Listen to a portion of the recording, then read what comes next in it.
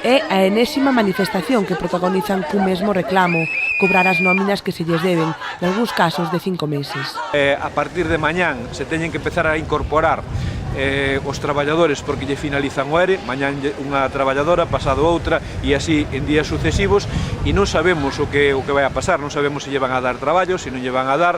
A situación económica das alrededor de 60 traballadoras é complicada, sobre todo as que teñen que volver do ERE. Agora mesmo están cobrando o 70% do salario que tiñan a través do INEM, pero precisamente esta xente que se ten que incorporar mañán, a partir de mañán xa non cobran do INEM e polo tanto xa empezan a sumar máis atrasos aos anteriores que tiñan.